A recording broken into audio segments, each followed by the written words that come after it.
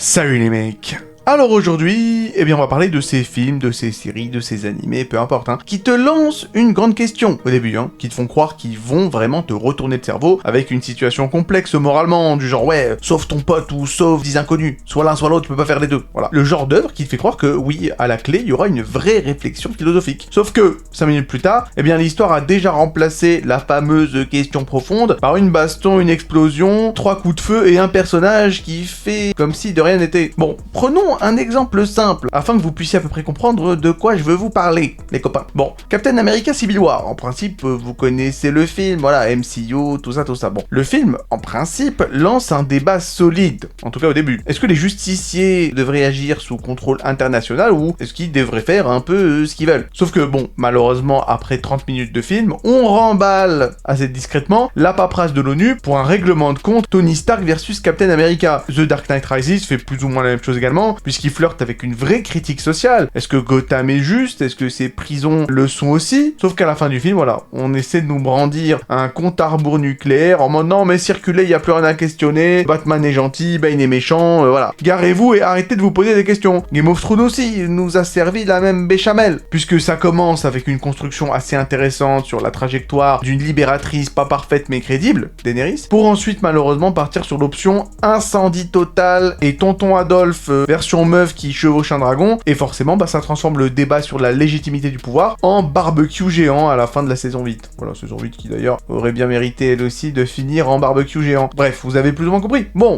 je peux rajouter un petit exemple en plus si vous le souhaitez, toujours dans le MCU avec Thanos de Infinity War, puisque le mec commence le film, oui, en déblatérant 35 minutes d'affilée sur la pénurie de ressources, sur le fait qu'attention, il y a trop de monde dans l'univers, voilà, il n'y a pas assez de ressources, d'accord? Mais alors, plutôt que d'ouvrir un comité parlementaire galactique, afin qu'on puisse tous en discuter autour d'un bon chocolat chaud et de quelques cookies qui iraient bien avec, le mec il choisit la solution moite-moite la plus stupide de l'histoire, c'est-à-dire, au lieu de multiplier les ressources, je vais réduire les gens, super. C'est-à-dire qu'il va exterminer la moitié de tout ce qui existe dans l'univers, et voilà. Me dites pas merci, c'est pour moi, c'est cadeau. Merci Thanos, merci beaucoup pour la délicate attention, mais tu sais quoi, je crois qu'on va repasser. Bref, écoutez, ce petit numéro narratif, tel que je vous l'ai décrit, moi je l'appelle le débat esquive. C'est-à-dire que on commence un débat intéressant, sauf que au moment où, clairement, c'est le moment du film, c'est le moment de la série, c'est le moment de l'animé, où il faudrait peut-être en discuter de ce débat et débattre à proprement parler, on esquive. Écoutez, c'est un peu con. Déjà, première étape de ce débat esquive, c'est-à-dire on pose un vrai problème et à côté une solution qui vient d'un antagoniste, d'accord? On ouvre le débat avec les imperfections du système que le héros essaie de défendre, les contradictions de ce même système que les héros d'ailleurs essaient de défendre, et ça c'est vraiment super. En termes effectivement de non-manichéisme et de profondeur et de monde gris, tous les tropes que j'aime beaucoup, ça c'est parfait. Je veux dire voilà, roule en voiture Simone, moi je roule directement, je monte dans le train, je suis comme un poisson dans l'eau, c'est typiquement le genre d'ambiance que j'apprécie tout particulièrement dans les fictions que je consomme. Sauf que, étape 3, et c'est là où on sort du débat pour tomber dans l'esquive, on va faire commettre à l'antagoniste un acte irrécupérable, qui va flinguer toute la nuance, comme un massacre, attentat à la bombe, trahison XXL, bref, de toutes les manières, voilà, cette vidéo ne manquera pas d'exemples. Et, étape 4, on parle plus des vrais problèmes, des imperfections du système, des contradictions du système, du fait que le héros soit pas forcément parfait, et peut-être pas forcément meilleur que le méchant, non. À partir du moment où il y a eu l'acte irrécupérable, le Moral Event Horizon, qui est donc, désolé pour l'anglicisme, un trope, de TV trope, c'est-à-dire un acte tellement abusément cruel que, ça détruit toute chance de rédemption pour le méchant principal. À partir de là, la question morale repart au placard, avec des accessoires de tournage en prime. Et c'est agaçant, parce que une fiction, à la base, c'est quoi? C'est promesse, conflit et résolution. Sauf que le débat esquive, tel que je l'appelle, ça te vend une cathédrale d'idées, puis ça te laisse devant un rond-point de clichés à la fin. On remplace un conflit très stimulant par un conflit très tape à l'œil, mais creux. Et on demande au public, c'est-à-dire vous et moi, d'oublier le premier conflit, voilà, comme on va ranger un carton sous le lit avant que les invités n'arrivent. Sauf que non, quand une série, quand un film, quand une œuvre, quand un animé, un jeu vidéo, peu importe, admet l'injustice, comme des super-héros hors contrôle, on en reparlera avec les Indestructibles, une ville pourrie jusqu'à l'os, ou peu importe, voilà, le souci c'est que ne pas répondre à cette contradiction et ne pas répondre à cette injustice, ça contamine narrativement tout ce qui suit, dans ton film, dans ta série ou dans ton animé. C'est-à-dire que tu vas regarder la fin, et au fond, tu vas encore penser au dossier oublié sur la table, le dossier qui avait été soigneusement posé au début de l'œuvre en question. Et donc, désolé pour cette très longue intro, mais vous l'avez compris, ça va être une vidéo de haute volée, mais effectivement, comme la plupart de mes vidéos d'ailleurs, hein, je me permets de me jeter des fleurs. Mais oui, si je ne le fais pas, personne ne le fera. Et voilà, donc on va discuter de tout ça, on va sortir, voilà, des exemples bien dorés du four, on va éplucher tous ces faux dilemmes, tous ces débats esquives, et ça va être trop bien les amis. Alors sans plus attendre, c'est parti.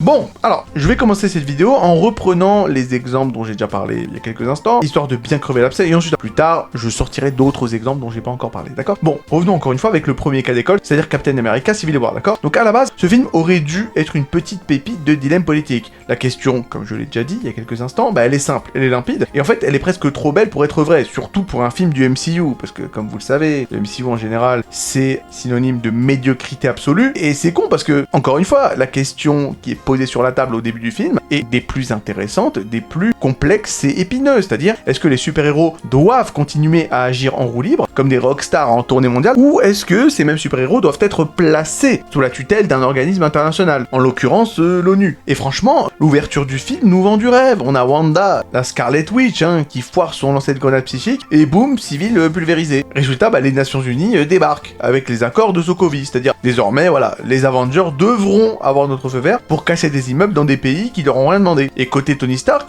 il dit oui, parce que même si Iron Man aime beaucoup les projecteurs, il a aussi une conscience incroyable. Et il se dit que un peu de supervision, ça éviterait de transformer chaque sauvetage en zone sinistrée. Sauf que du côté de Steve Rogers, Captain America, lui il dit non, parce que Captain America, il est allergique à l'autorité. Depuis qu'il a découvert que le Shield, voilà, c'était un Airbnb pour NAZIS, ok? Et là, forcément, tu te frottes les mains. Tu te dis, oh, incroyable! Dans un film de con, voilà, un film popcorn burger, tel que un film du MCU, tel que Civil War, on nous présente un tel dilemme. Mais c'est trop bien. Est-ce que la liberté d'agir va compenser le danger des dérives? Est-ce qu'on peut vraiment laisser une bande de super-héros vigilantés, entre guillemets, de justiciers surpuissants, décider eux-mêmes où intervenir? Et clairement, moi, au début de ce film-là, j'étais prêt pour un vrai thriller politique en collant. Mais bon, l'étape 3 du débat esquive, elle est pas bien loin. Et là, c'est le drame. C'est-à-dire qu'au lieu d'explorer les implications des accords et tout ça, le film bifurque sur Bucky Barnes, alias le soldat de l'hiver qui aurait tué les parents de Tony Stark dans les années 90. Et d'un coup, tout le débat sur la responsabilité des super-héros, ça passe à la trappe. Le film devient un gros règlement de compte personnel entre Iron Man et Captain America. Deux copains qui s'arrachent la gueule à coups de bouclier et de répliques cinglantes. Et la vraie question intéressante, on la voit plus, elle est partie en vacances. Elle a posé ses 15 jours. Elle a été jetée sous le tapis rouge par Marvel, quoi. Et donc à la fin, quand t'arrives au générique de fin, y a aucune réponse à la question de base, c'est-à-dire, est-ce qu'il faut encadrer les Avengers? Non. Les accords existent encore, mais personne ne les respecte. À part Iron Man, mais donc à la limite, ça arrange tout le monde. Et le reste du MCU, il fait comme si de rien n'était. Et c'est exactement ça le débat esquive. Le film commence comme les hommes du président, et ça finit comme une bagarre de cour de récré avec gadgets high-tech. On aurait pu avoir un vrai discours sur la surveillance, la liberté, le pouvoir et ses limites, mais non. On a eu un tu as tué mes parents versus ouais, mais ils étaient contrôlés par l'Hydra. Voilà, super quoi. C'est super, franchement, trop bien. C'est con parce que Civil War aurait pu être le film Marvel qui ose réfléchir. Au lieu de ça, il l'a fait exactement comme tous les autres films Marvel, c'est-à-dire que il pue la merde. Voilà. En parlant d'un film qui pue la merde, réalisé par quelqu'un qui pue la merde, on va parler de Dark Knight Rises, et oui, les copains de Marvel, on va passer à DC. Le film où Christopher Nolan, cet homme que je respecte immensément, évidemment, je suis sarcastique, voilà. Bref, le film où Christopher Nolan a décidé que la subtilité, elle allait prendre sa retraite anticipée. Parce que sur le papier, oui, on a un super méchant en la personne de Bane, qui a un vrai discours au début du film. Parce que c'est pas juste un bodybuilder sous stéroïdes qui récite du Shakespeare à travers un masque d'aspirateur. Non, Bane arrive avec une idée qui au départ, se tient. Et oui, en plus, le fait qu'il soit joué par l'excellent Tom Hardy, évidemment que c'est une bonne chose aussi. C'est-à-dire que ce que nous dit Bane, c'est que le système judiciaire de Gotham, il est pourri. C'est-à-dire que le fameux Harvey Dent Act du film précédent, il a jeté des centaines de personnes en prison, parfois juste pour avoir filé un ticket de caisse à la mafia, quoi. Pas de procès équitable, pas de seconde chance, juste 20 ans ferme pour avoir compté les billets. Et pendant ce temps, les élites richissimes de Gotham continuent de graisser les rouages de la corruption comme si de rien n'était. Bref, Bane dénonce une injustice réelle, quoi. Gotham est une ville où la justice, oui, c'est un spectacle et où les puissants prospèrent, pendant que le peuple se fait dépouiller, littéralement. Et là, tu dis, oh, incroyable, enfin un méchant qui pose les bonnes questions, quoi. Peut-être que Batman devra se confronter au fait qu'il est, lui aussi, un milliardaire en costard qui fait la loi à coups de gadget hors de prix. Peut-être que ça pourrait devenir intéressant. Sauf que, voilà, débat esquive, étape 3, la fameuse, la maudite, Bane se met effectivement à vouloir exploser toute la ville avec une bombe nucléaire. Eh oui, vous avez bien entendu. C'est-à-dire que, après avoir fait un discours en mode Robespierre version Musclor, bah le mec décide que la meilleure façon de rendre Gotham au peuple, c'est de la vitrifier littéralement. C'est comme si Gandhi avait conclu ses discours sur la paix en disant que, bah vous savez quoi, la paix c'est stylé, mais on va quand même tout raser à l'acide. Sait-on jamais, hein. Voilà. Sur un malentendu, ça peut passer après tout. Bon. Et voilà. Ce qui fait que, à la fin de ce film de con, réalisé par un mec complètement con, bah il est plus question de débattre, de savoir si Gotham est pourri, ni si les prisonniers méritent vraiment une seconde chance. Le vrai conflit, bah ça devient, est-ce qu'on laisse un terroriste atomiser la ville? Voilà, et évidemment la question, bah elle est vite répondue, comme dirait l'autre. Bah non, évidemment. Du coup, plus besoin de se salir les mains, avec des discussions inconfortables sur l'élite. Une élite à laquelle évidemment Bruce Wayne appartient. On parle même plus de corruption, on parle même plus d'injustice structurelle, non. Il suffit juste que Batman cogne le méchant et désamorce le gros pétard. Et oui voilà, hop, problème réglé. Encore une victoire pour Canard. Sauf que non justement. Le problème de Gotham n'est jamais réglé. Les riches restent intouchables, les prisons restent pleines, et la seule réponse qu'on nous donne c'est un milliardaire qui fait un sacrifice christique avec son bat-avion. Bah c'est trop bien. Et donc tu ressors de la salle de cinéma en te disant ok mais les types qui se sont fait enfermer sans procès, ils deviennent quoi ces cons là? Et la corruption, est-ce qu'il est possible d'en reparler? Sauf que évidemment, spoiler, jamais. Et le plus drôle c'est que si Nolan avait été un bon écrivain, bon écoutez, faudrait voir dans une autre timeline. Dans la nôtre par contre c'est pas possible. Donc si Nolan avait laissé Bane rester cohérent, c'est-à-dire un anarchiste qui critique le système sans vouloir forcément le vitrifier littéralement, bah ça aurait forcé Batman à vraiment se justifier quoi. Parce que là, à bien y regarder, Bruce Wayne c'est littéralement le mec riche qui, au lieu de réformer les institutions, s'habille en chauve-souris pour casser la gueule à des pauvres, à des prolétariens. C'est quand même un peu con ces histoires. Et je veux dire, imaginez le délire si le film avait osé dire ça tout haut. Mais non, plus simple de transformer Bane en psychopathe qui veut déboîter tout le monde parce qu'il est très très méchant. En fait, pour éviter l'ambiguïté qui avait été placée là par le film dès le début. Franchement, je préfère encore que le film nous prenne pas pour des cons et soit manichéen du début jusqu'à la fin, plutôt que de placer une ambiguïté morale au début pour finalement l'ignorer à la fin. C'est vraiment abusé quoi. Et c'est ça le cœur du débat esquive. Encore une fois, c'est la peur qu'un vilain ait trop raison. Parce que si le public commence à être d'accord avec lui, bah le héros il passe pour l'abruti de service. Alors hop, on sort la bombe nucléaire et tout le monde peut dormir tranquille.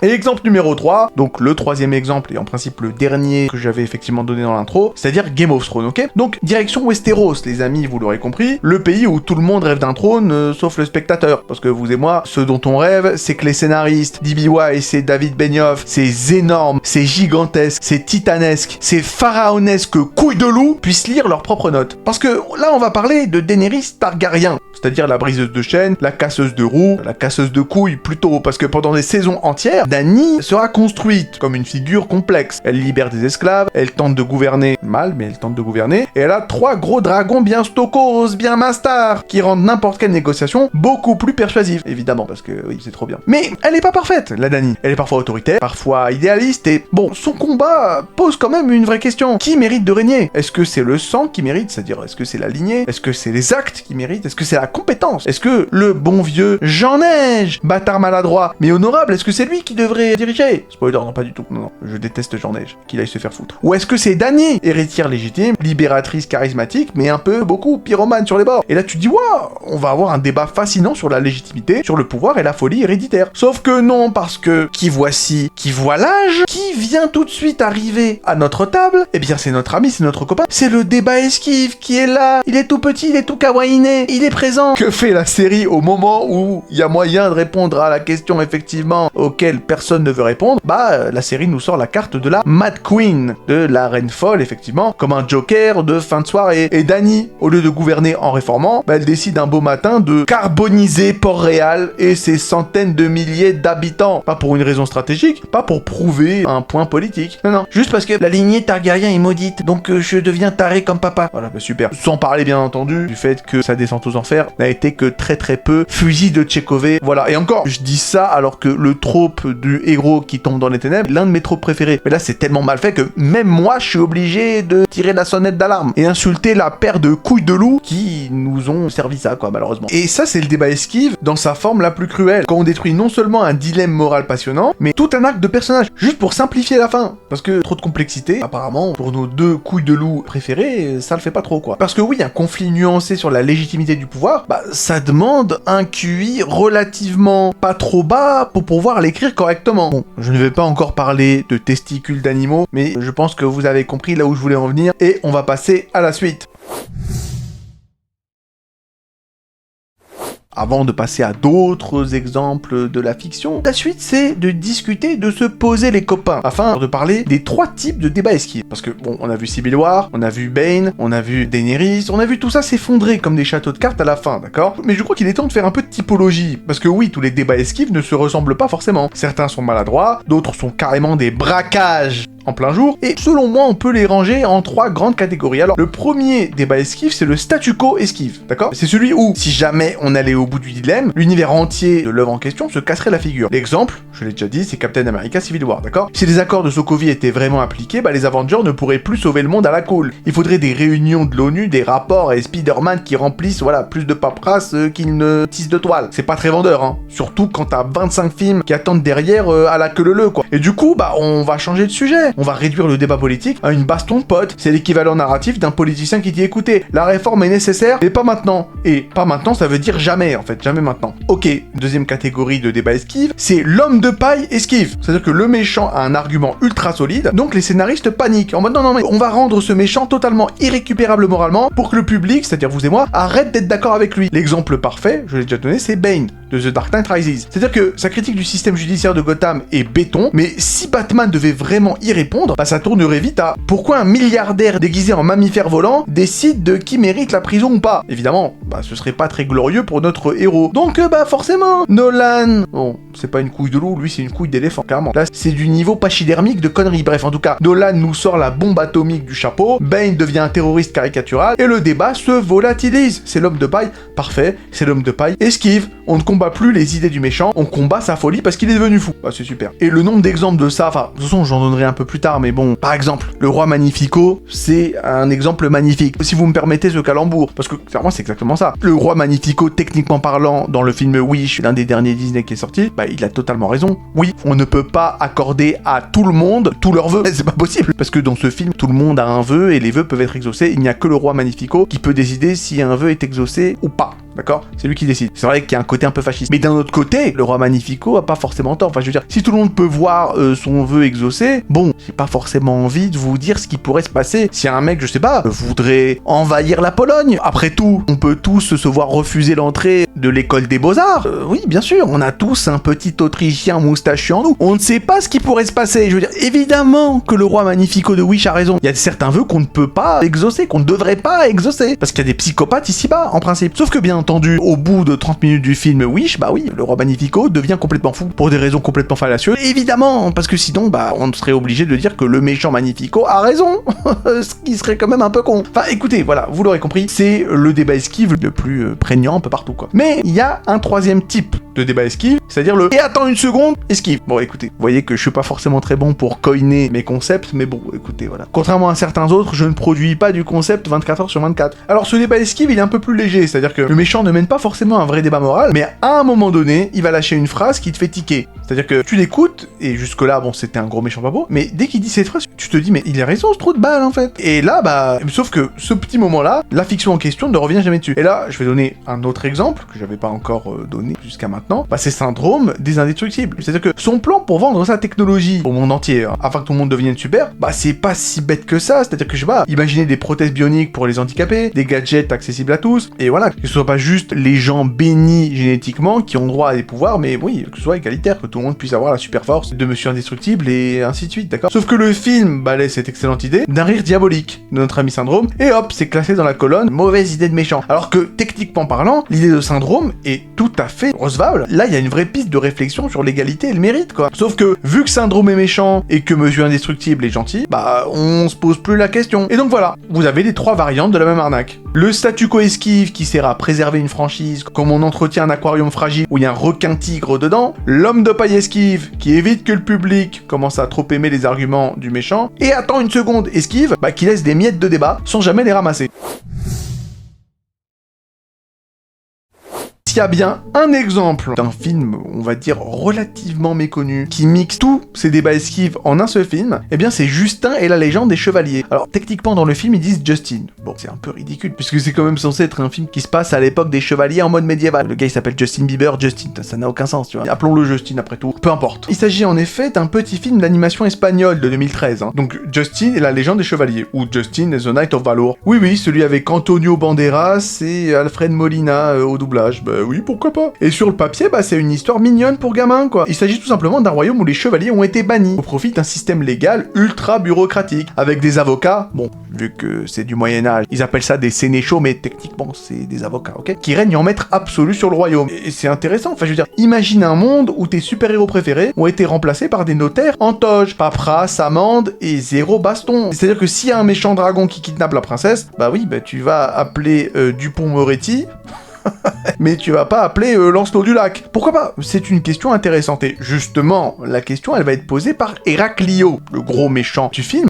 un ancien chevalier déchu, qui pose la question qui fâche, et la question qui pourrait être explosive dans le contexte du film. C'est-à-dire, est-ce que ce système légal est vraiment efficace? Est-ce qu'il est vraiment juste? Ou est-ce qu'on a jeté le bébé chevaleresque avec l'eau du bain médiéval? Et là, on va revenir aux étapes, les fameuses étapes du débat esquive. Alors, l'étape 1, c'est quoi? C'est on installe le problème avec une précision chirurgicale, d'accord? Donc, dans le royaume de Babylonia, bon, le royaume du film, hein, d'accord, vous l'aurez compris, après la mort du roi, la reine a rendu les chevaliers hors la loi. Parce que bon, la guerre, c'est moche. Et hop, on passe à une ère de loi, de contrats, de sénéchaux, d'avocats, hein, qui facturent à l'heure. Et le père de Justin, donc le rouquin protagoniste principal du film, Reginald, bah c'est le big boss des paperassiers. Et il veut que son fiston, bah il devienne un espèce de mini-lui, un gratte-papier en herbe. Mais Justin, bien évidemment, bon, après, le film n'a pas inventé l'eau chaude, bah lui il rêve de chevalerie, tandis que son père veut pas qu'il devienne chevalier, et blablabla. Bon, on a vu ça 40 000 fois dans La Petite Sirène, dans Vaiana, dans Rebelle, dans tous les films Disney possibles et imaginables. Et c'est du extrêmement connu, et donc voilà, vous l'aurez compris, Justin veut devenir chevalier comme son grand-père, Sir Roland, un héros légendaire. Sauf que le dilemme est posé, est-ce que la chevalerie est obsolète? Ou est-ce que le système légal, bah, c'est une prison dorée qui étouffe l'aventure et la justice directe? Bah, c'est intéressant. C'est comme si on comparait les cow-boys du Far West à des inspecteurs des impôts. L'un est cool, l'autre te fait remplir des formulaires en triple exemplaire, et tu te poses la question, gauche ou droite? Quel camp est le plus efficace? Étape 2 du débat esquive, entre en scène Héraclio. En termes de character design, pour moi c'est 10 sur 10, et le fait qu'en version française il soit doublé par monsieur Jack France, rite pas lui bien évidemment, bah voilà, Héraclio, voilà. En termes de charisme, c'est difficile de faire mieux dans un dessin animé pour gamins, je vous le dis. Héraclio, ça aurait pu être un GOAT. On va expliquer pourquoi finalement c'est pas un GOAT. En plus, bon, la voix de Jack France, quoi. Robert De Niro, John Silver de La Planète au Trésor, voilà, tout est dit. Et ce gars-là, ce Héraclio, justement, bah, il te fait hocher la tête au début. Je veux dire, c'est un ancien chevalier banni, il est furieux contre cette réforme anti-chevalier qui a transformé les héros de jadis en chômeurs d'aujourd'hui. Et il dénonce un système corrompu où les riches s'en sortent avec des avocats et où la vraie justice, celle de l'épée, celle de l'honneur, bah, elle a été reléguée au musée. Et c'est pas con, je veux dire, imaginez si dans notre monde, on bannissait les pompiers au profit de consultants en risque incendie. Je veux dire, Héraclio veut juste restaurer l'ordre des chevaliers, et toi, en principe, quand tu vois ça, tu te dis, mais il a pas tort, pourquoi pas? Je veux dire, peut-être que ce royaume a besoin d'un peu de muscles pour contrer les injustices que la loi ne peut pas toucher. Enfin, le débat est lancé, réforme versus tradition, bureaucratie versus action, et Justin, bah, en principe, il est du côté d'Héraclio, puisque contrairement à son père, qui est donc un sénéchal, qui est donc un avocat, bah, Justin, il veut devenir chevalier. Donc là, clairement, tu dis, waouh,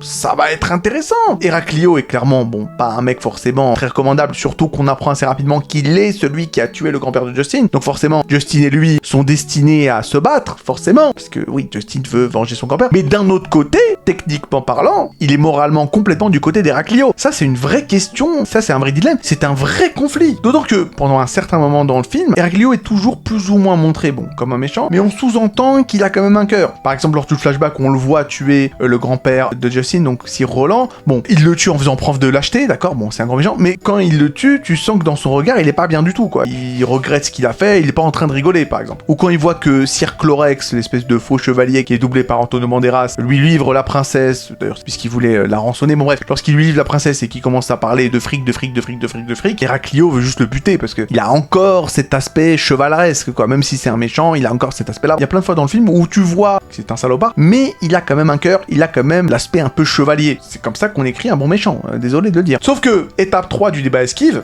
et ça frappe Héraclio comme un coup d'épée dans le dos, bah au lieu de creuser pour voir si notre ami le méchant barbu a raison sur le fond, c'est-à-dire, je sais pas, organiser un référendum sur les chevaliers, ou une table ronde avec des avocats peut-être un peu trop nerveux, bah le film le transforme en méchant caricatural à la toute fin. C'est-à-dire que bon, comme je vous l'ai dit, Héraclio a tué Sir Roland, donc le grand-père de Justin, dans un accès de trahison. Il recrute une armée de criminels sortis de prison, parce que bien sûr, hein, les chevaliers old school aiment beaucoup s'allier avec des voyous, hein, ça tout le monde le sait, et il veut conquérir le royaume par la force brute. C'est pas juste une petite réforme pacifique, hein, non, non. Invasion, blessure, meurtre et un plat de vengeance personnelle contre la reine et contre Reginald. Et évidemment, à partir de là, y a plus besoin de débattre sur les mérites de la chevalerie. Héraclio n'est plus un critique légitime du système, c'est juste un malade mental, un traître psychopathe avec une armure rouillée et un ego surdimensionné. C'est comme aussi un militant pour le retour des duels judiciaires, décidait subitement de braquer une banque pour prouver qu'il a raison. Donc forcément, en faisant ça, il prouve qu'il est complètement fou et qu'il a complètement tort. Et étape 4, à la toute fin du film, sur la question intéressante posée par Héraclio au début du film. Une fois que, à la toute fin, Justin parvient à vaincre Héraclio sur l'espèce de moulin à eau, qui récupère l'épée de grand-papa et qui l'envoie valser d'une cascade comme un vieux jouet cassé, le film conclut en rétablissant les chevaliers sans vraiment expliquer pourquoi. Parce que la reine dit « Oh ok, on va remettre les caps, c'est bon, les chevaliers maintenant ne sont plus hors la loi. » Reginald hausse les épaules et hop, fin joyeuse. Mais attendez, la question est quand même intéressante. Est-ce que le système légal est vraiment pourri ou est-ce qu'il est juste mal géré? Les chevaliers post-Justin, est-ce qu'ils vont coexister avec les avocats, avec les sénéchaux? Ou est-ce qu'on repart pour des bastons anarchiques en mode Héraclio? Le truc c'est que ces questions-là ne trouveront aucune réponse parce que c'est la fin du film. Ah oui, c'est les crédits, c'est terminé. Et le débat initial sur la justice moderne versus l'héroïsme old school, c'est balayé sous le tapis de l'animation, remplacé par une morale basique, c'est-à-dire ouais, suis tes rêves mon petit et tape les méchants barbus. Voilà, c'est l'équivalent d'un épisode de dessin animé qui te tease une leçon sur l'écologie pour finir sur mange tes légumes et tu seras bien gentil. Et c'est con parce que Héraclio aurait pu être un antagoniste nuancé, forcer peut-être Justin à admettre que les chevaliers ont leurs failles, tout en critiquant les excès des sénéchaux. Sauf qu'au lieu de ça, on a un méchant jetable qui sert juste à justifier une baston finale spectaculaire, mais vide, comme un coffre au trésor après un pillage. C'est vraiment dommage. Alors qu'en plus, comme je l'ai dit, Héraclio avait quand même une âme comme méchant, parce qu'il y a une scène de combat juste avant que Héraclio ne croise le fer avec Justin, où il combat Sir Bluer, qui est donc le maître de Justin. Il le plante, et Sir Bluer, là il est en train de crever, et il lui dit ouais, vas-y, achève-moi comme t'as tué Sir Roland. Et là, donc il y a un chant contre chant sur le visage d'Héraclio, et là il peut l'abattre, il ne le fait pas. Et sur son visage, tu sens que le gars il regrette ce qu'il fait. Il regrette ou il doute. Il y a une froideur. Je trouve que la mise en scène est vraiment sympa là. Tu sens que le gars c'est pas juste un méchant Sauf que tu te dis ok, peut-être qu'il a une âme ce méchant là. Sauf que voilà, quelques instants plus tard, tu le vois combattre avec Justin en balançant des vieilles répliques genre ha, je suis très méchant, j'ai tué ton grand-père, j'ai trop aimé tuer ton grand-père. Ou tu le vois par exemple supplier Justin qu'il ne le tue pas pour finalement après lui mettre un coup de caillou dans la tête. Le gros méchant pas beau c'est totalement ridicule. Bref, vous avez compris le délire, c'est vraiment mal écrit Alors ok, là je sais, vous allez me dire non mais Yagi t'es gentil, mais comment est-ce que tu peux réparer ça? Alors ok, débat esquive, pas débat esquive, ok, d'accord, on a compris Yagi, mais comment ne pas esquiver ce genre de débat dans un film à l'intention des gosses? Enfin je veux dire ok, tu râles Yagi, mais tu proposes jamais rien, voilà.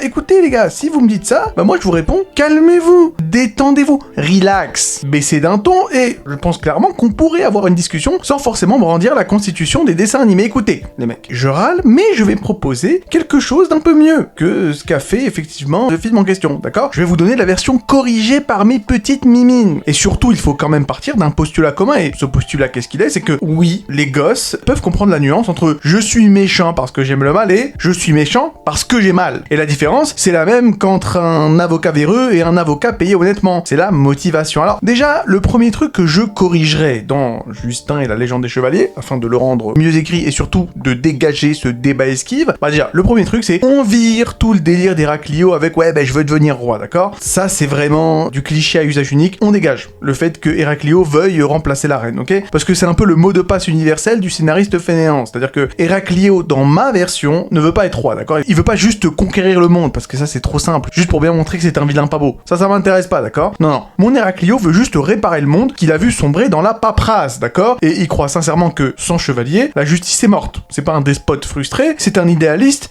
fracassé, comme un Don Quichotte qui aurait trouvé un bazooka dans son grenier, d'accord? Ça c'est mon Héraclio, ma version du personnage, et franchement elle n'est pas si loin de la version canon. Deuxième truc que je corrigerais, et que je retirerais, tous les délires un peu clichés, voilà, des grimaces avec les grands sourires démoniaques et les rires de gros méchants, voilà. Ces moments où Héraclio ricane comme un grippin possédé, non. Moi je garde que les moments où il est calme, froid et fatigué. Et lorsqu'il plante Blucher, ou Bluer, peu importe comment vous voulez l'appeler, bon je vais l'appeler Blucher, d'accord? Quand il plante Blucher à la fin du film, c'est très bien fait parce que, justement, il rit pas. Il se met pas à faire je suis méchant. Non. Juste il souffle, il soupire et il murmure une phrase en mode ouais, ça n'aurait jamais dû arriver. Et ensuite il y a le fameux chant contre chant dont je vous ai parlé. On voit la tête d'Héraclio qui est juste triste quoi. Et ça c'est parfait. Du film et de Héraclio, je ne garde que ces moments-là. Tous les autres moments un peu bizarres, un peu out of character, où on voit Héraclio commencer à crier, à hurler, à faire je suis méchant. Tout ça, ça dégage à la poubelle. Je ne veux garder que les moments tragiques, que les moments où on voit l'humanité d'Héraclio. Et le pire, c'est qu'il y en a beaucoup. tout. Je veux dire, même dans le flashback raconté par Blucher vers la moitié du film, où il raconte effectivement comment le grand-père de Justin s'est fait tuer par Héraclio, on voit qu'après qu'Héraclio ait tué Sir Roland, bah on voit son regret, on voit que le mec il s'enfuit, il regarde son épée en mode qu'est-ce que j'ai fait. C'est parfait, moi je garde que ça. Mais après vous allez peut-être me dire, ok, Yaji t'es bien gentil, mais alors quoi? Tu vas en faire un héros, le Héraclio? Non, pas du tout. Il va rester dangereux dans ma version. Dans ma version, il tue, il détruit et il plaisante pas avec la violence. Sauf que cette fois, il tue vraiment, parce que, bon, le problème c'est que à la fin, Blucher ne meurt pas, il survit, ce que je trouve stupide. Et franchement, on va peut-être me dire que non, mais Yaji c'est un film pour les enfants. Non mais attends, dois-je vous parler de Bambi? Dois-je vous parler du Roi Lion? La mort, c'est quelque chose qui a déjà été montré et figuré dans les films pour enfants, et ça peut très bien passer. Donc voilà, le fait que Blucher meurt, pour moi c'est normal. Et c'est important, pour bien montrer que Héraclio, malgré son côté humain et son côté remords et regrets, ça reste quand même un bad guy. Et ça c'est important, hein. Je veux pas en faire un héros non plus, hein. Non. Je veux qu'il reste méchant, d'accord? Donc ça c'est parfait. Et le plus important, c'est la toute fin, d'accord? Donc, je garde plus ou moins la même chose. Bon, Blucher meurt, au lieu du fait qu'il survive. Héraclio se bat contre Justin, et il lui propose de le rejoindre. Comme dans le film, quoique, dans le film, quand Héraclio demande à Justin de le rejoindre, c'est un peu ridicule parce que voilà, il fait ça juste pour que Justin baisse la garde et ensuite après il lui met un coup de caillou.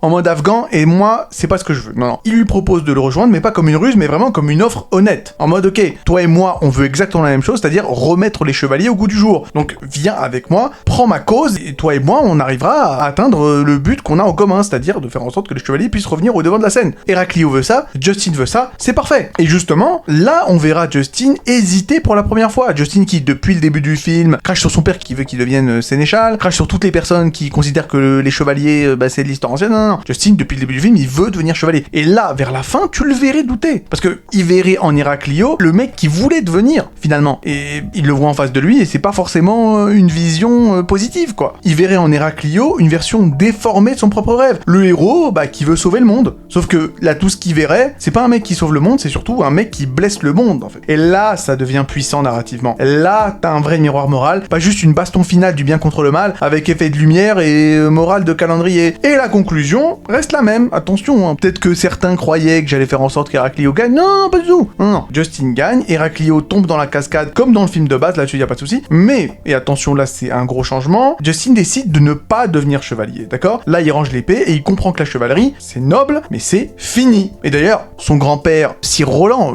la figure que Justin admire depuis le début du film, cette même figure a voulu que les chevaliers cessent. Quand la reine a décidé de rendre la chevalerie et les chevaliers hors la loi, lui, il a dit ok, il était totalement d'accord, d'ailleurs tellement d'accord que c'est son propre fils qui a stipulé cette loi, qui l'a mis en place, son propre fils, le sénéchal, le père de Justin. D'ailleurs, c'est pour ça qu'il s'est battu à mort contre Héraclio et qu'il a perdu, et qu'il s'est fait tuer d'ailleurs par ce même Héraclio, parce qu'il a défendu son fils face à Héraclio qui voulait le tuer. Donc pour moi, la boucle est bouclée. Donc Justin, qui admire son grand-père depuis le début, finit par prendre la même décision que lui. Et c'est quoi cette décision? C'est de mettre la chevalerie de côté et de ranger l'épée. Et finalement, alors qu'au début du film, le père de Justin lui demandait d'aller à l'école des avocats, à l'école des sénéchaux, et Justin disait non, tu finis le film avec Justin qui rentre dans l'école des avocats. C'est parfait pour moi, ça aurait fait un film vraiment super. C'est vraiment dommage. Et là, le débat esquive n'est absolument pas esquivé. Il n'y a plus de débat esquive, le débat est pris à bras le corps. Parce que là, il comprendrait Justin que être chevalier, c'est pas juste partir en aventure et brandir son épée. Non, être chevalier, c'est protéger la veuve et l'orphelin, c'est protéger le royaume. Et si la protection de la veuve et l'orphelin doit passer désormais par la loi, alors oui, mais il faut qu'il devienne sénéchal, pas chevalier. Et ce geste-là, ce serait plus fort encore que tous les discours et que tous les combats. Ce serait une vraie fin, ce serait pas juste une pub pour jouer. Et voilà. Et pour moi, ce serait parfait comme fin, parce qu'on garde la magie, on garde l'action, on garde les épées, mais on y injecte un peu de cœur et un peu de cervelle. On montre que la justice peut changer de forme sans perdre son âme. Et surtout, Justin apprendrait une véritable leçon. Parce que dans la version originale de film écrit par Antonio Banderas, en plus Antonio Banderas, moi je l'aime bien, mais à la fin, Justin, en vrai de vrai, il apprend aucune leçon. Si tu regardes bien, au début du film, il veut devenir chevalier et il trouve qu'être chevalier c'est trop bien. Et à la fin du film, il est effectivement fait chevalier par la reine. En plus, le chevalier cesse de devenir hors la loi, d'accord? Donc il obtient tout ce qu'il veut et la vision qu'il avait du monde au début du film est totalement validée à la fin du film. Pour moi, c'est pas ça un développement de personnage. En ce qui me concerne, je sais pas, si on prend par exemple le Roi Lion, d'accord? Simba au début, il veut devenir roi et il trouve que c'est trop bien, pas de responsabilité. D'ailleurs, il le dit dans sa fameuse chanson, voilà, je voudrais déjà être roi. Pour lui, c'est juste s'amuser, faire ce qu'on veut. D'ailleurs, il le dit, voilà, je ferai ce qu'il me plaît. Mais à la fin du film, il se rend compte que non, être roi, ce n'est pas faire ce qui lui plaît, c'est des responsabilités. C'est le fait de servir les autres, quoi. D'ailleurs, Scar, c'est un peu le miroir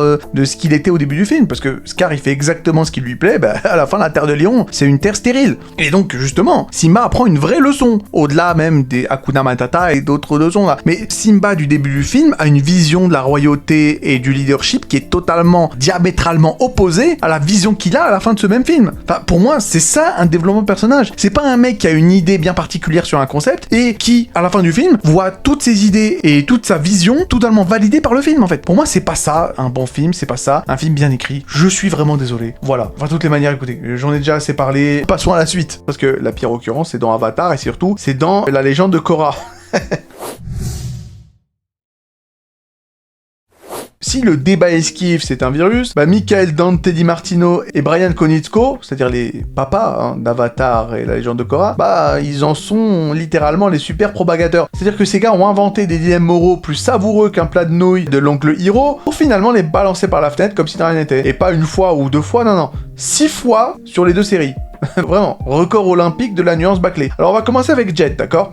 Dans Avatar, le dernier maître de l'air, qui est donc un petit Robin des Bois ado qui déteste le feu et la nation du feu, plus que toi tu détestes les pubs YouTube, ok ? Au début tu te dis, oh, ça va être intéressant, c'est un gamin traumatisé qui lutte contre l'occupation, il est borderline, mais vas-y. Sauf qu'à un moment donné, il veut juste noyer tout un village entier pour se débarrasser d'une poignée de soldats du feu. Et voilà, débat terminé, la nuance a été carbonisée. Jet passe du statut de jeune résistant un peu abîmé moralement à cartoon de terroriste digne d'un épisode de Scooby-Doo. Même chose pour Amon, dans la saison 1 de Korra. Son discours sur l'oppression des non-maîtres des éléments, des non-benders, ceux qui peuvent pas bender, désolé pour l'anglicisme, mais c'est comme ça qu'ils les appellent, en version originale, les benders, les maîtres des éléments, ça aurait pu dynamiter toute la société de Republic City. Le sujet est passionnant, le sujet est explosif, et en fait il est parfait. Et au lieu de creuser, les scénaristes sortent la carte du Deus Ex terroriste. C'est-à-dire que, pour contrer ces questions très intéressantes, on le fait faire des attentats, des explosions, boum boum un peu partout. Et donc à la fin forcément, il y a plus de débat. C'est juste un gros méchant qu'il faut arrêter. Donc la question de l'injustice sociale disparaît de tout le reste de la série. C'est comme si on te vendait une saison de sociologie appliquée et qu'on te livrait Die Hard 5, qui est donc, un film pas très bien.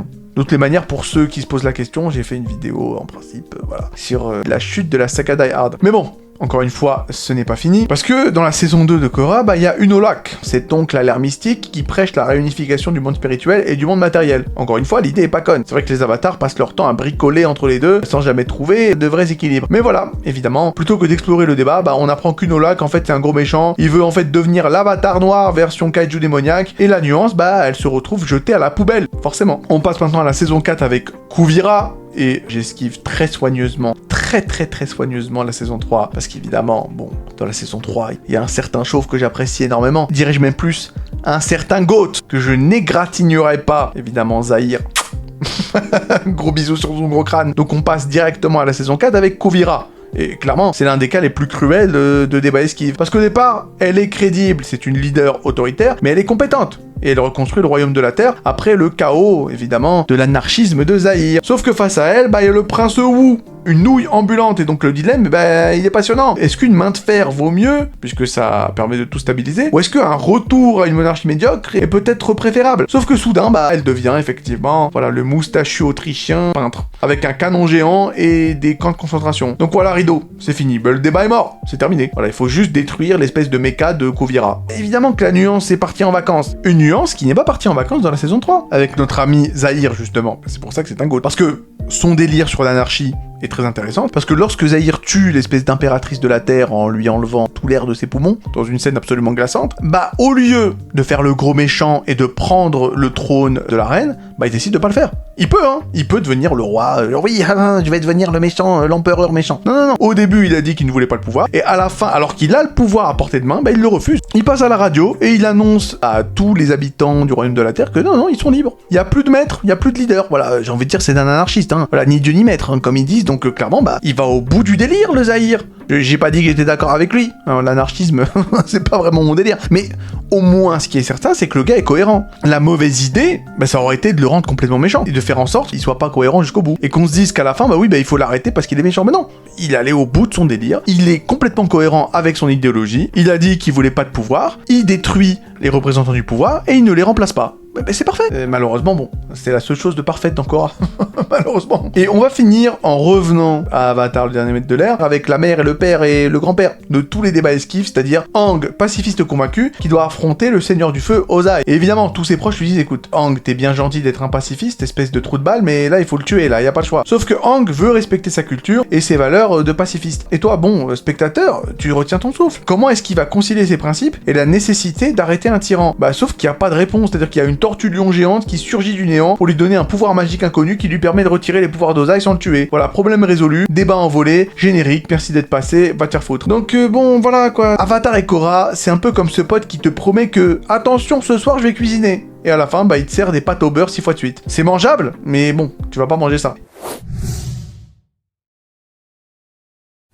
Et maintenant, on va se poser la question qui fâche. Pourquoi est-ce que les scénaristes aiment beaucoup ce trope du débat esquive, d'accord? Parce que, justement, c'est quand même une interrogation intéressante. Pourquoi est-ce que ces dilemmes si croustillants finissent-ils toujours par être réduits en cendres par un terroriste caricatural ou un Deus Ex tortue lion? Bah en fait, c'est même pas vraiment de la fainéantise, même si, bon, parfois ça l'est, mais bien souvent c'est une question de pragmatisme un peu cynique, c'est-à-dire que déjà, le piège du statu quo. Le statu quo, c'est le fait que rien ne doit trop changer dans une franchise, d'accord? Parce que si tu vas au bout des accords de Sokovie dans Civil War, bah l'intégralité du MCU, bah ça explose en paperasse. De la même manière, si tu laisses Amon gagner une once de terrain, bah la légende de Korra, bah ça deviendrait une série sur la réforme sociale, plutôt qu'une sorte de shonen occidental avec des bastons enflammés. Enfin voilà, un dilemme trop bien traité, bah ça risque de dynamiter les règles du jeu. Et ça, bah c'est dangereux pour des studios qui veulent pondre des suites, comme une poule industrielle pond des œufs. Deuxième raison, c'est la peur du méchant trop convaincant. Parce que quand un antagoniste a trop raison, bah les spectateurs que nous sommes risquent de basculer de son côté. Et là, bah catastrophe. Ton héros passe pour un idiot, voire pour l'oppresseur du système. Enfin, je veux dire, imaginez si Batman devait répondre sérieusement à Bane sur la corruption des élites. Voilà, élites auxquelles il appartient, hein, effectivement, notre ami Batman. Ou si Game of Thrones avait admis que Daenerys, malgré ses excès, avait quand même une légitimité plus solide que ce gros con de Jean Neige, l'incarnation de l'hésitation et de l'incompétence totale. Donc voilà, le public aurait pu commencer à douter, et les créateurs détestent quand leur gentil ne brille plus en blanc immaculé, malheureusement d'ailleurs. Troisième raison d'utilisation de ce débat esquive, c'est que le débat, bah ça vend.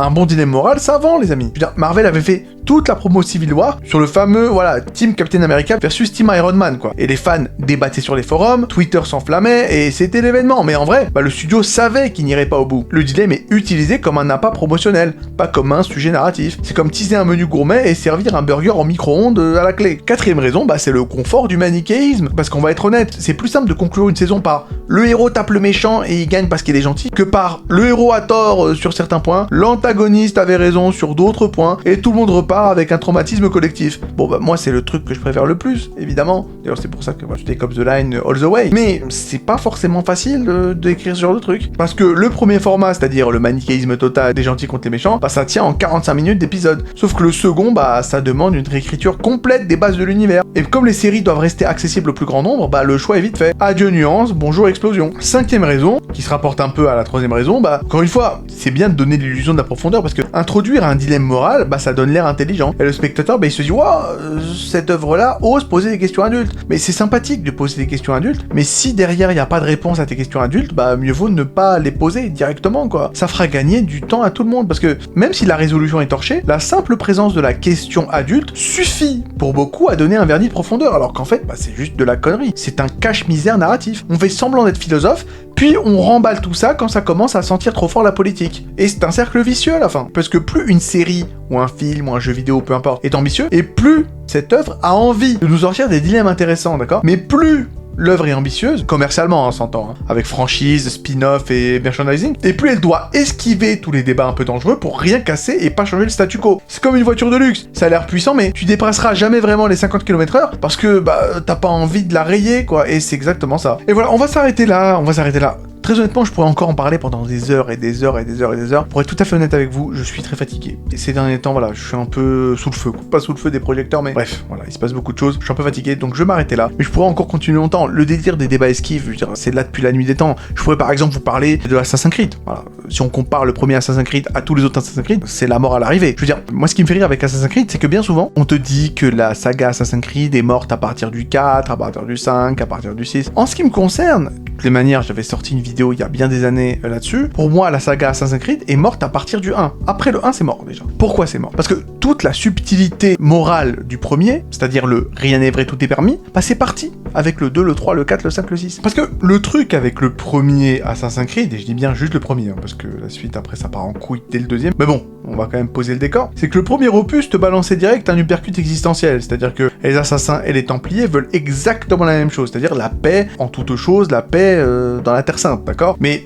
c'est juste qu'ils sont différents dans leur méthode, c'est-à-dire qu'il y a le libre arbitre total du côté des assassins et le contrôle absolu du côté des templiers, d'accord? Et Al-Mualim, le maître des assassins, le maître de Altaïr, bah il te la scène cache tout ça. Il te dit directement, enfin pas directement, mais il te le dit à partir d'un certain nombre de meurtres, que les templiers sont pas des monstres par essence. C'est juste des gars qui utilisent l'illusion, c'est-à-dire la pomme d'Éden, pour régner et imposer la paix, d'accord? Tandis que les assassins la dissipent pour que l'humanité choisisse d'elle-même, d'accord? Et c'est de là d'où vient le fameux « rien n'est vrai, tout est permis ». Le credo qui s'applique aux deux camps. Doutez de tout et agissez en conséquence. Et donc forcément, quand Altaïr bute les 9 cibles des Templiers, bah c'est pas juste gratuit. Donc à chaque assassinat, bah sa vision extrêmement manichéenne du « oui, les gentils assassins contre les méchants Templiers », elle a chaque fois remise en question. Quand il tue Tamir, par exemple, le trafiquant d'armes, bah il lui dit « mais tu me prends vraiment pour un vulgaire marchand de mort? J'œuvre pour une cause bien plus noble que le profit, exactement comme toi. » Ou Gardien de Naplouse, le toubib de l'asile, l'espèce d'hospitalier là, il enchaîne ses patients fous pour leur paix, arguant que la liberté leur rendrait encore plus malheureux puisqu'ils ne sont pas capables de s'occuper d'eux-mêmes, puisqu'ils sont complètement dingues, voilà, ils sont malades et tout. Guillaume de Montferrat, bah lui, il stabilise le commerce pour éviter la famine, puisqu'il a récupéré pas mal de nourriture, qu'il a foutu dans ses bateaux, et qu'il a mis loin de la guerre afin de pouvoir effectivement ramener la nourriture quand ça partira en couille. Joubaïr brûle les livres pour stopper la désinformation qui attise les haines. Et tous te disent, lorsque,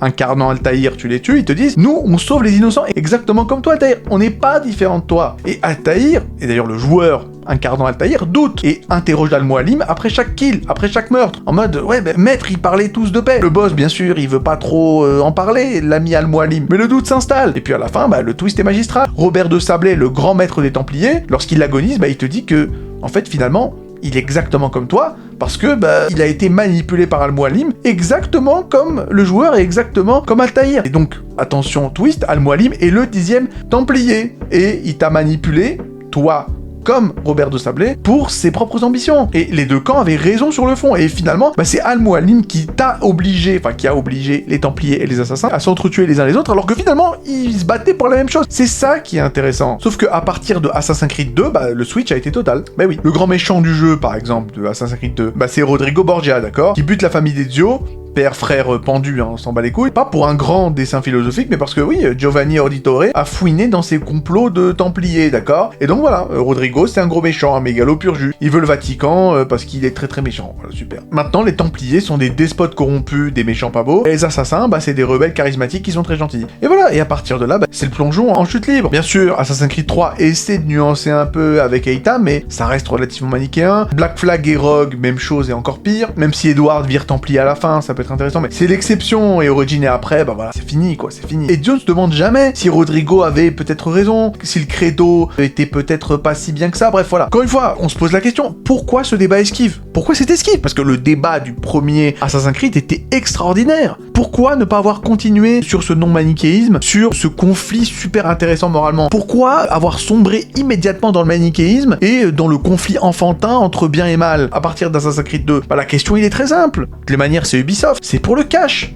Voilà, c'est pour le cash. Parce que nuancer, bah ça risque de perdre le grand public, qui kiffe les capes sans vouloir se gratter la tête. Ils veulent juste tuer des gens, que ce soit stylé et sanglant, voilà. Donc on évite les méchants trop convaincants, on évite les dilemmes moraux, et voilà, c'est parti pour les gentils assassins contre les méchants templiers. Voilà, bah écoutez, on va s'arrêter là. Tout ça pour vous dire que ce truc-là, je pourrais en parler matin, midi, soir, tout le temps. Donc si vous voulez peut-être que je refasse des vidéos là-dessus, je peux. En fait, le problème de cette vidéo, c'est que je saurais pas vraiment comment la marketer. Même au niveau du titre, je sais pas. Comment je vais l'appeler? Je sais pas moi, les dilemmes moraux bizarres, les œuvres lâches, les œuvres faussement profondes, difficile en fait. Enfin bref, je verrai bien. En tout cas, j'espère que la vidéo vous a quand même plu. Abonnez-vous pour encourager la chaîne, prenez soin de vous et à la prochaine.